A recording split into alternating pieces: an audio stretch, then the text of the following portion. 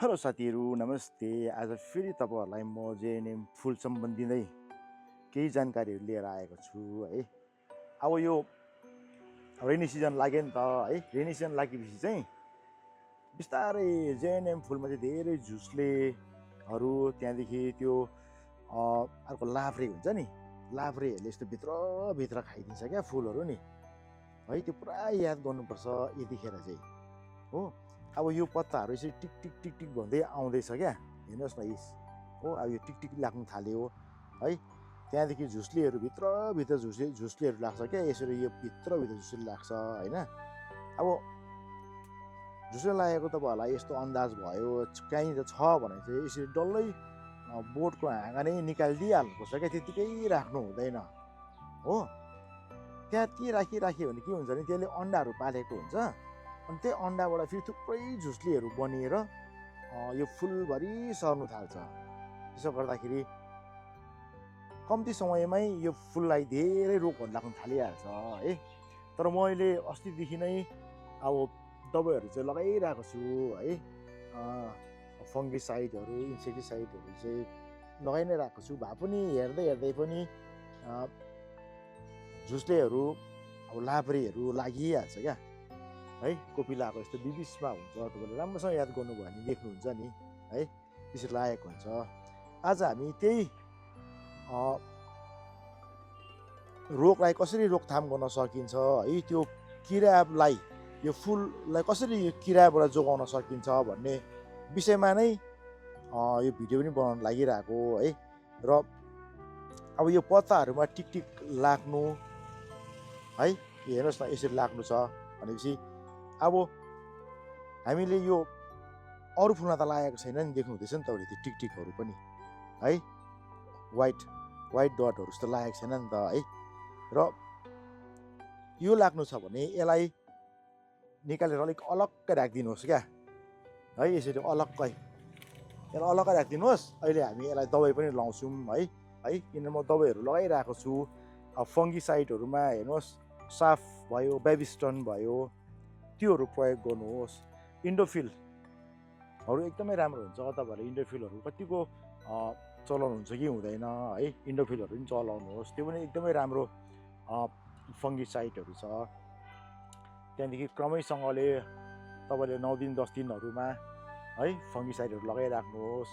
निम ओइलहरू होइन, निम ओइल पनि लगाउनुहोस्। त्यसमा डिटर्जेन्टको 2-3 थोपा लिटरको गरेर लगाउनुहोस्, एकदमै राम्रो हुन्छ है। त्यहाँदेखि त्यति गर्दाखेरि पनि तपाईँहरूको फुलहरूमा है झुसुले लागिबस्छ।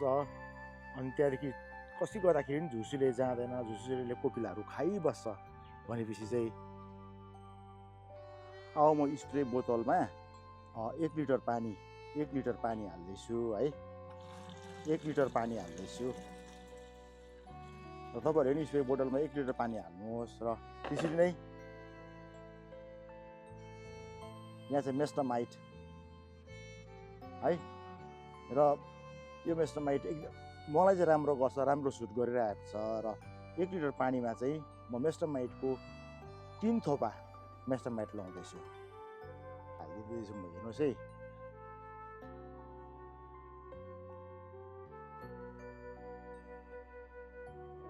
तीन थोपा मैले मेस्टामाइटको उयो हालिदिएँ, दबाई हालिदिएँ।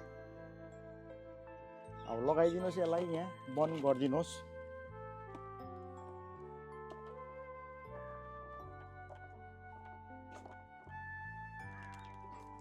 र मजाले हल्लाउनुहोस्।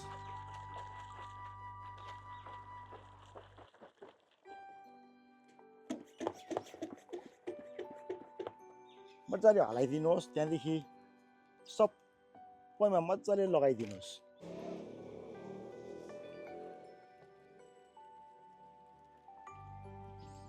सबैमा लगाइदिनुहोस्।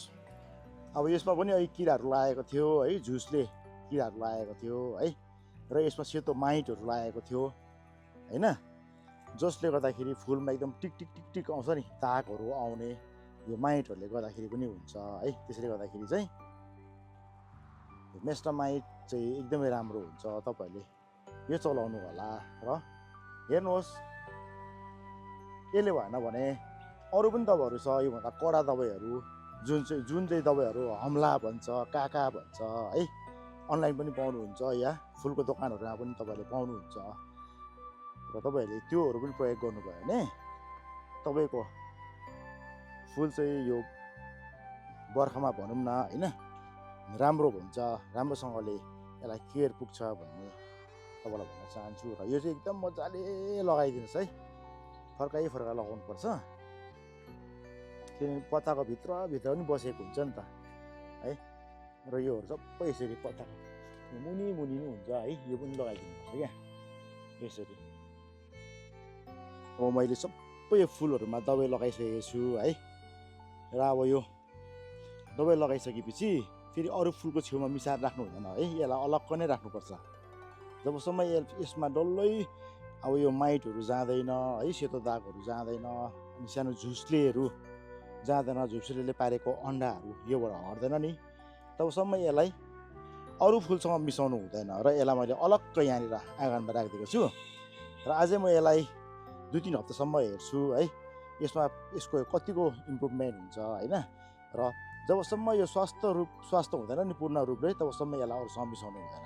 तपाईँहरूले पनि यसै गर्नुभयो भने तपाईँहरूको पेलेगोनियम भयो, जेरेनियम फुलहरू भयो होइन, एकदमै राम्रो भएर जान्छ र रोग लाग्दैन। र हजुरहरूले पनि यस्तो पाराले गर्नु सक्नुहुन्छ। नभए तपाईँहरूले अहिलेसम्म कस्तो पाराले गर्नुहुँदैछ, कुन चाहिँ फङ्गिसाइडहरू लाउनु हुँदैछ या इन्सेक्टिसाइडहरू चलाउनु हुँदैछ र त्यसले राम्रो हुँदैछ भने तपाईँहरूले त्यसरी नै चलाइराख्नुहोस् है। अरूले भिडियोमा जे देखायो जस्तो पाराले गर भन्छ त्यस्तो पाराले नगर्नुहोस्। तपाईँहरूको ठाउँमा, तपाईँहरूको जग्गामा, त्यो वेदरमा, त्यो कन्डिसनमा कुन चाहिँ फुललाई कुन चाहिँ दबाई सुट गर्छ त्यो पनि एकदमै इम्पोर्टेन्ट हुन्छ। र हजुरहरूलाई आजको मेरो यो भिडियो कस्तो लाग्यो अवश्य पनि कमेन्ट गर्नुहोस् होला, लाइक, सेयर र फलो पनि गरिदिनुहोस् भनेर भन्न चाहन्छु। धन्यवाद।